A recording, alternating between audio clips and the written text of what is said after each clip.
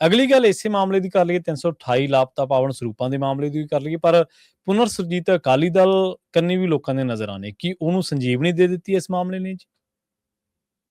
ਦੇਖੋ 328 ਲਾਪਤਾ ਪਾਵਨ ਸਰੂਪਾਂ ਦੇ ਮਾਮਲੇ ਦੇ ਵਿੱਚ ਗਿਆਨੀ ਹਰਪ੍ਰੀਤ ਸਿੰਘ ਤੋਂ ਵੀ ਲੋਕ ਕਾਫੀ ਕੁਝ ਜਾਣਨਾ ਚਾਹੁੰਦੇ ਨੇ ਕਿ ਵੀ ਤੁਸੀਂ ਵੀ ਜਥੇਦਾਰ ਸਾਹਿਬ ਰਹੇ ਹੋ, ਤੁਹਾਡੇ ਕੋਲ ਵੀ ਇਹ ਸਾਰੀ ਪ੍ਰਕਿਰਿਆ ਆਉਂਦੀ ਹੈ ਰਹੀ ਆ, ਤੁਸੀਂ ਵੀ ਕਮੇਟੀਆਂ ਬਣਾ, ਜਾਂਚ ਕਮੇਟੀ ਬਿਠਾ ਸਾਰੀ ਪ੍ਰਕਿਰਿਆ 'ਚ ਰਹੇ ਹੋ, ਤੇ ਇਸ ਲਈ ਇਸ ਪੱਖ ਤੋਂ ਵੀ ਉਹਨਾਂ ਤੇ ਨਜ਼ਰ ਆ। ਦੂਸਰੇ ਪਾਸੇ ਬਾਦਲ ਧਿਰ ਦੇ ਵਿੱਚੋਂ ਨਿਕਲ ਕੇ ਹੋਵੇ, ਚਾਹੇ ਉਹਨਾਂ ਦੇ ਕੁਝ ਸਾਥੀਆਂ ਨਾਲ ਹੋਵੇ, ਸਾਹਮਣੇ ਆ ਕੇ ਇੱਕ ਧਿਰ ਜਨਮੀ ਆ ਜੀ ਜੀ।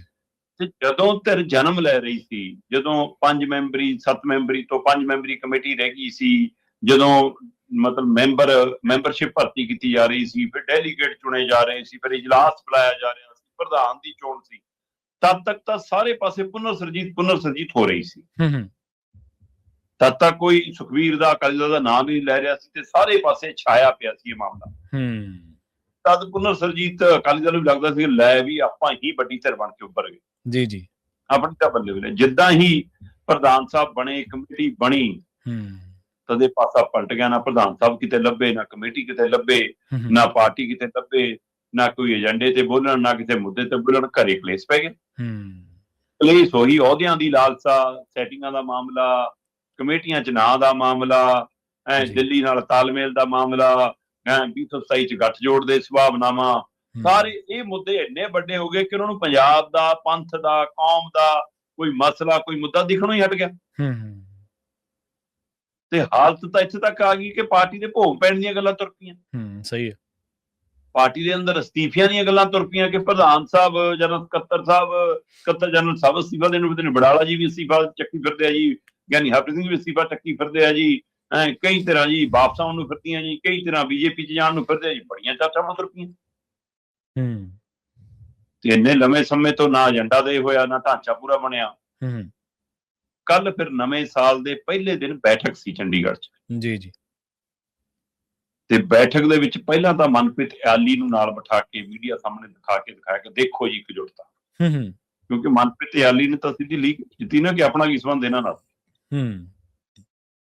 ਉਸਨੇ ਤਾਂ ਰਹਿੰਦੀ ਖੁੰਦੀ ਕਸਰ ਪੂਰੀ ਕਰਤੀ ਸੀ ਪੁਨਰ ਸਰਜੀਤ ਦੀ। ਸੋ ਇਸ ਲਈ ਫਿਰ ਇੱਕ ਤਾਂ ਉਹ ਦਿਖਾਵਾ ਕੀਤਾ। ਹੁਣ ਅੰਦਰ ਕਿੰਨਾ ਕੁ ਇਕਜੁੱਟਤਾ ਸੀ ਇਹ ਤਾਂ ਸਭ ਨੂੰ ਪਤਾ ਕਿ ਅੰਦਰ ਤਾਂ ਫਿਰ ਇੱਕ ਵਾਰ ਸਿਆਸੀ ਤਲਵਾਰਾਂ ਤਣੀਆਂ, ਤਣਾਅ ਹੋਇਆ, ਖਿੱਚੋਤਾਣ ਹੋਈ, ਪਰ ਫਿਰ ਵੀ ਇਹ ਲਗਭਗ ਗੱਲ ਦੇ ਉੱਤੇ ਫੈਸਲਾ ਹੋਇਆ ਕਿ ਵੀ ਆਪਾਂ ਇੱਕ ਆਪਣੀ ਕੋਰ ਕਮੇਟੀ ਬਣਾਈਏ, ਕੋਈ ਚੋਣਵੇਂ ਮੈਂਬਰ ਲਈਏ। ਝੁੰਦਾ ਸਾਹਿਬ ਨੂੰ ਜਿਹੜਾ ਕਿਹਾ ਸੀ ਕਿ ਏਜੰਡਾ ਤਿਆਰ ਕਰੋ, ਉਹ ਕਹਿੰਦੇ ਤਿਆਰ ਹੈ, ਪਹਿਲਾਂ 5-7 ਬੰਦੇ ਬਾਅਦ ਚ ਲਓ, ਫਿਰ ਆਪਾਂ ਸਾਰੀ ਟੀਮ ਚ ਰੱਖ ਲਈਏ ਆਪਾਂ ਕਰਕੇ ਉਹਨੂੰ ਅੱਗੇ ਵਧੀਏ। ਪਹਿਲਾਂ ਤੁਸੀਂ ਆਪਣੀ ਬਣਾਓ, ਹੁਣ ਕੋਰ ਕਮੇਟੀ, ਬਾਕੀ ਕਮੇਟੀ 1-2 ਹਫ਼ਤੇ ਖੰਡ ਚ ਬਣ ਕੇ ਸਾਹਮਣੇ ਆ ਜਾਣਗੇ ਕਿਸੇ ਰੂਪ ਚ।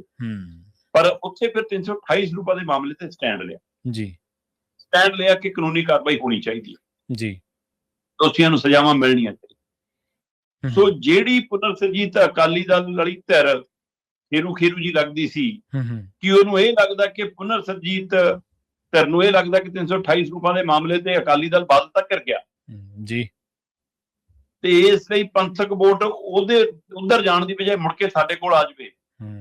ਹੁਣ ਕੀ ਇਹਦੇ ਲਈ ਸਰਕਾਰ ਨਾਲ ਇਹਨਾਂ ਦਾ ਮੁਕਾਬਲਾ ਚੱਲੂਗਾ? ਜੀ ਸਹੀ ਹੈ ਕਿ ਪੰਥਕ ਵੋਟ ਸੁਖਬੀਰ ਕੰਨੀ ਰਹਿੰਦੀ ਹੈ ਜਾਂ ਨਹੀਂ ਰਹਿੰਦੀ, ਪੁਨਰ ਸਰਜੀਤ ਕੋਲ, ਗਿਆਨੀ ਹਰਪ੍ਰੀਤ ਕੋਲ ਆਉਂਦੀ ਹੈ ਜਾਂ ਨਹੀਂ ਆਉਂਦੀ, ਭਗਵੰਤ ਮਾਨ ਨਾਲ ਜਾਂਦੀ ਜਾਂ ਨਹੀਂ ਜਾਂਦੀ, ਕਿਹਦੇ ਕੋਲ ਜਾਂਦੀ ਹੈ, ਕੀ ਇਹਦੇ ਲਈ ਰੱਸਾਕੱਸੀ? ਸੋ ਇਸ ਮਾਮਲੇ ਚ ਕਿ ਬਾਦਲ ਧਿਰ ਘਿਰ ਰਹੀ ਆ, ਦੁਬਾਰਾ ਨਿਸ਼ਾਨੇ ਤੇ ਆ ਰਹੀ ਆ, ਕੌਮ ਦੇ ਮਨਾਂ ਚ ਜੇ ਚੜ੍ਹਨ ਵੀ ਮਾੜੀ ਮੋਟੀ ਲੱਗੀ ਹੋਊਗੀ, ਫਿਰ ਚੇਤੇ ਆ ਜਾਣਗੇ ਸਾਰੇ ਪੁਰਾਣੇ ਦਿੱਤੇ ਜ਼ਖਮ। ਇਸ ਲਈ ਉਹ ਫਿਰ ਮਨਾਂ ਤੋਂ ਉਤਰ ਜੂ, ਇਸ ਲਈ ਸਾਡੀ ਕਿਸ਼ਤੀ ਪਾਰ ਲੱਗ ਸਕਦੀ ਹੈ ਇਹਦੇ ਲਈ। ਸੋ ਜੋ ਵੀ ਹੋਵੇ 328 ਸਰੂਪਾਂ ਦੇ ਮਾਮਲੇ ਤੇ ਜਿੱਥੇ ਸਰਕਾਰ ਨੂੰ ਲੱਗਦਾ ਹੈ ਕਿ ਸਾਡੇ ਲਈ ਇਹ ਤ੍ਰਿਪਤ ਦਾ ਪੱਤਾ ਸਭ ਤੋਂ, ਤੇ ਪੁਨਰ ਸਰਜੀਤ ਅਕਾਲੀ ਦਲ ਨੂੰ ਵੀ ਲੱਗਦਾ ਹੈ ਕਿ ਲੈ ਵੀ ਇਹਦੇ ਨਾਂ ਦੇ ਉੱਤੇ ਅਸੀਂ ਵੀ ਤਰ ਸਕਦੇ ਹਾਂ। ਸੋ ਕੁੱਲ ਮਿਲਾ ਕੇ ਰਾਜਨੀਤਿਕ ਜਮਾਤ ਰਾਜਨੀਤਿਕ ਪੱਖ ਤੋਂ ਹੀ ਸੋਚ ਰਹੀ ਹੈ, ਕੌਮ ਦੇ ਪੱਖ ਤੋਂ, ਭਾਵਨਾਤਮਕ ਪੱਖ ਤੋਂ, ਧਾਰਮਿਕ ਪੱਖ ਤੋਂ ਅਜੇ ਵੀ ਕੋਈ ਨਹੀਂ ਸੋਚ ਰਿਹਾ। ਸਹੀ ਹੈ, ਬਿਲਕੁਲ ਜੀ।